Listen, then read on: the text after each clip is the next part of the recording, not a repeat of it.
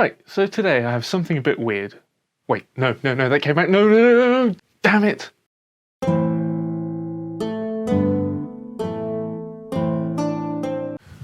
Okay, so this is something I don't think I've ever heard in a documentary or anything, but I've seen on information signs at zoos, read in various encyclopedias, and I've heard volunteers and tourists at various wildlife projects and things around the world that I've visited and worked at mention this. Maybe you'll have heard of this one too. Let me read from a couple of encyclopedias. First of all, it gets its common name from the fact that it rummages for food in the open mouths of crocodiles. Crocodiles accept the presence of this bird, probably because it does them a service. Secondly,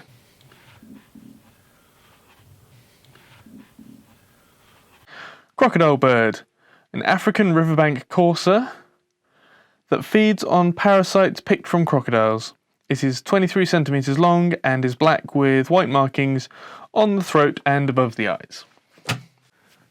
Okay, so the gist of it is a bird known as the crocodile bird by many, but is actually the Egyptian plover, and that this bird picks food out of the mouths of crocodiles, specifically Nile crocodiles. Except it isn't and it doesn't. Well, this bird doesn't exist, or the crocodile bird, as it is known, doesn't exist, but the Egyptian plover certainly does. It just doesn't feed from the mouths of crocodiles. And I hear some of you saying, wait a minute, but I've seen photos of this, and I'm sure you have, but I'll kindly point out that if you search online for images of either the Egyptian plover or crocodile bird, that loads of images do come back showing this behaviour, but they're all slightly stretched or mirrored versions of the same two photos. So there are photos, I hear you saying, anonymous commenter. And, well, no. These images are both doctored to create this visual that happens to be very reminiscent of this drawing of the behaviour from 1906. So that's a bit suspicious that there are only really two of these photos showing off this behaviour and that these photos are actually falsified. So let's get into this and let's just think about the situation for which this relationship would occur. This would be a symbiotic relationship where both parties benefit, except how would crocodiles benefit from this? In theory, these sorts of cleaning symbioses benefit the host, in this case the crocodile, by stopping parasites or preventing damage to things like their teeth.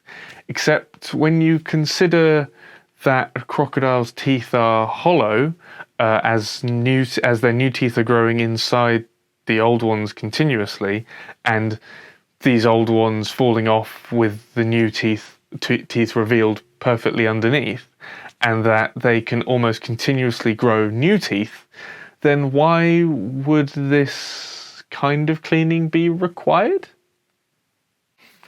In fact, in this encyclopedia from 1964, it even states this under the entry for crocodile. Crocodiles have long been hunted for their skins, fat and scent glands, but are now in danger of extinction. Their eggs are also eaten. Often associated with them in Africa is the crocodile bird, related to plovers, which eats small animals on the crocodiles and warns them of approaching animals. That sounds quite poetic actually, and perhaps that's why these stories have persisted in these myths, and that the addition of these birds being an early warning system for them, again, what? It's not as if they're like oxpeckers on the back of a giraffe. It very much sounds like a story you'd be told as a kid, one of the Aesop's fables or something, but maybe slightly believable. But that's all it really has turned out to be, a fable. So where did this story come from? Well, almost as weirdly, this story can be first traced back to 440 BC, in a book, or well, a compilation of accounts called the Histories, written by an ancient Greek, often known as the father of history, Herodotus. And in his seminal work, he says, and I quote, "This is what crocodiles are like.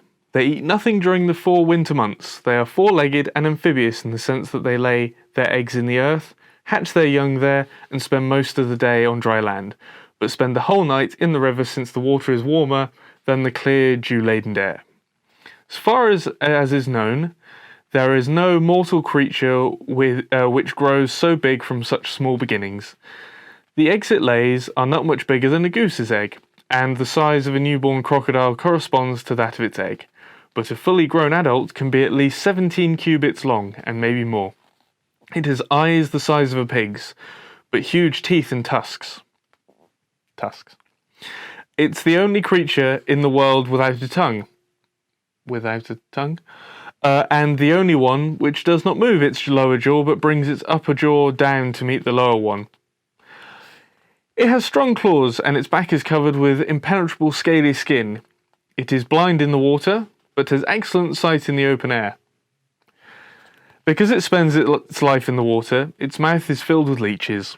With the exception of the sandpiper, all other birds and animals run away from it. The sandpiper, however, is on good terms with it, because it is of use to the crocodile. When the crocodile climbs out of the water and onto land, it yawns widely, usually when facing west. And then the sandpiper slips into its mouth and swallows the leeches. This does the crocodile good and gives it pleasure, so it does not harm the sandpiper. This seems like quite a sensible source to get your information from. A nice insight into the behaviour of animals from a few thousand years ago, from the father of history. But when you start going into other parts of the histories, and even the bit on the crocodile, you start to see some weird stuff. And there's a lot of this I probably can't really read aloud. Some is inappropriate, and others might not go down so well these days.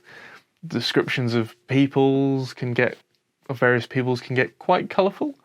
But I'll read this account of his from what was then Far Eastern province of the Persian Empire, about giant furry ants trained to dig gold. They are the most warlike Indians, and it is they who mount expeditions to search for the gold.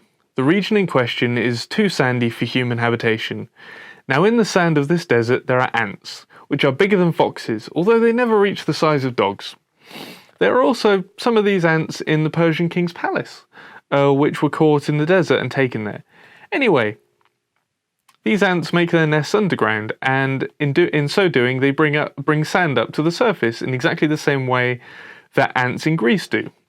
They're also very similar to Greek ants in shape. And the sand which is brought up to the surface has gold in it. It is this sand that the Indians search for on their expeditions into the desert. Giant furry ants that resemble the ones found in Greece. Fortunately, a smart lad, French ethnologist Michel Picel, did some research into this and discovered a Himalayan tribal people who confirmed they do collect gold dust. However, this is from Himalayan marmots and what they bring to the surface when they dig into their burrows. So maybe a nugget of truth in there, but they are also very similar to Greek ants in shape. Sounds like maybe you've heard this story second or maybe 15th hand, mate. So this piece of knowledge, this fantastic tale of symbiosis, is still accepted as knowledge today. Yet this has clearly come from potentially an unreliable narrator in Herodotus.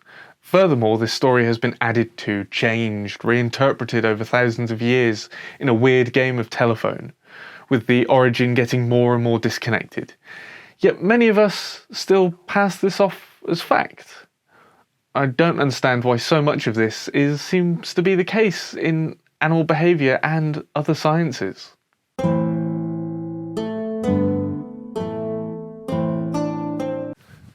Thanks for watching. Hope you enjoyed this video, and why not give it a like if you like liking things. And if you want to see more from me and the Naturalist Online, why not subscribe to the channel? Ring the notification bell so you never miss out on a video. Share it with your friends if you think they'd like it, and why not share it even if you don't. Bye.